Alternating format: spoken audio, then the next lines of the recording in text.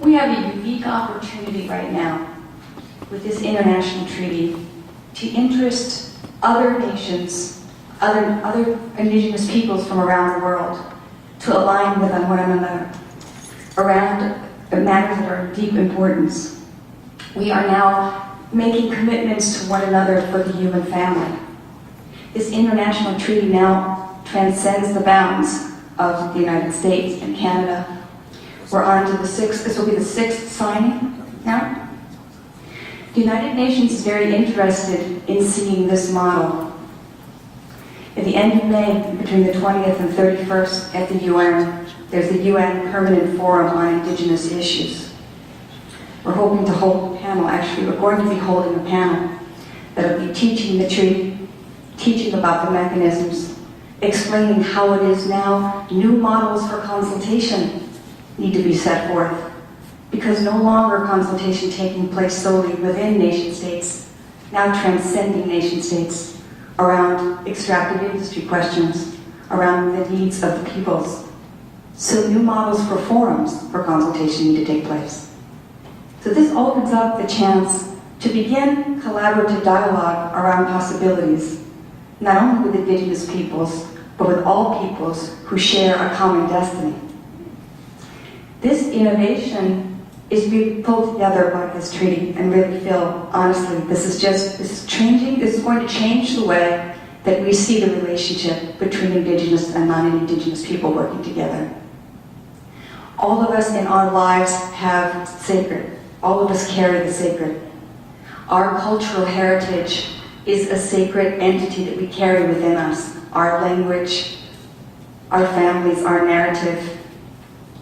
There are many treaties that are not well known in the United States. There's one that I just want to talk about. You can hold on the microphone just for a second, just very quickly. Because it belongs to all of you.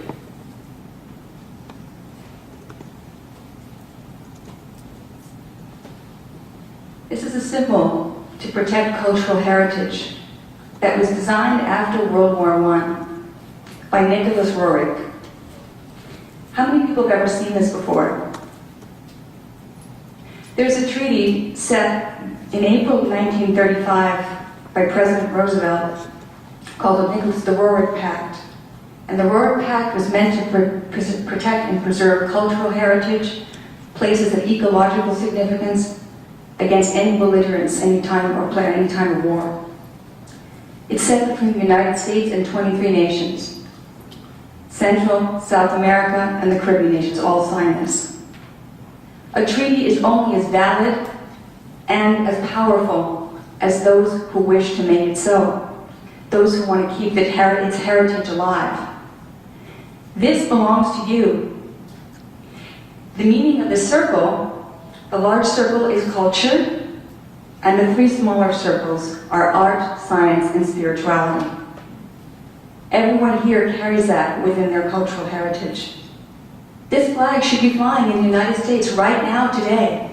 We have a legal treaty with the Organization of American States, which was formerly the Pan American Union. This treaty is as important as we make it. This international treaty to protect the sacred is as important as we make it.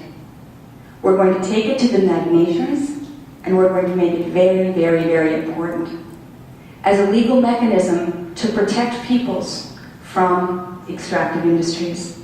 Because all of us share a destiny, and we don't want to see the world come apart alone. Many of us feel a collective grief without any avenue. This offers an avenue for partnership.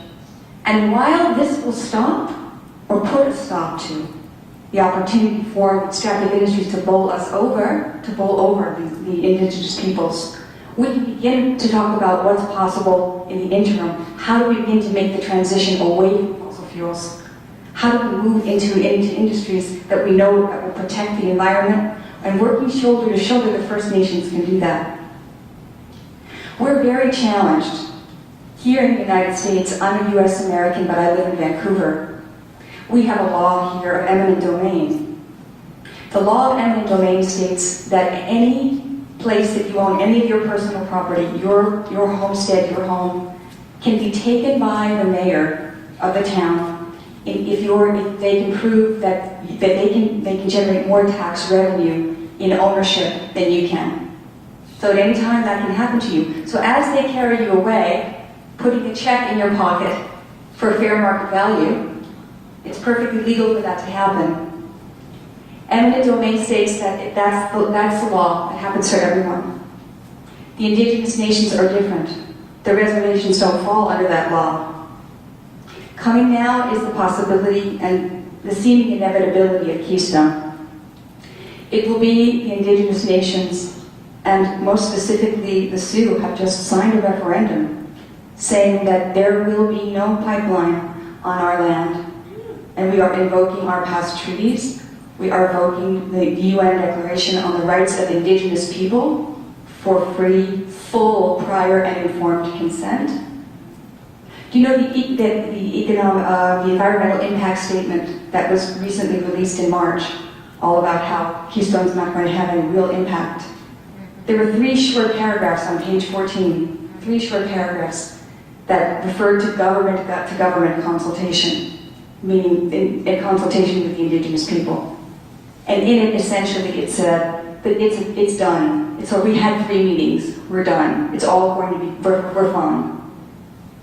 It's not fine. It's something we need to think about, we need to pray for, and we need to hold very high our intention to see that folks can understand this is being stopped so alternatives can come through. So I thank you very much. Thanks. All right, let's process check here. Thank you for all these important words. We don't have enough hours in the day. The food is here, but before we do that, the lunch is here, okay? Course correcting on the fly here, reminding everyone the principles of open space, right? Whatever happens is supposed to happen. Whenever it starts at the right time. I want Sweetwater to be able to talk about what she's doing here and what we're doing together locally. Okay. So we're going to then have lunch. We're going to ask you to come back and bring your lunch. You're going to have a working lunch, okay? And there are a few things that are going to be happening here. Day of action, right? So Doug's got a presentation on the Salish Sea, which the whole marine sanctuary thing, which we want to make sure everyone gets to hear. But also, Rita Hibbert. Where is Rita?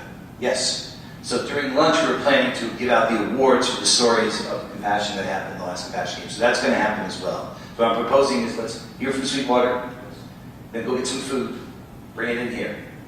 Rita will give out the awards, and then we're going to hear about the Salish Sea Marine Sanctuary, and then we're going to hear about restorative justice, and we're going to hear about What's Good 206 and the Compassion Games, okay? I know it's just this way, and I'm going to honor it. And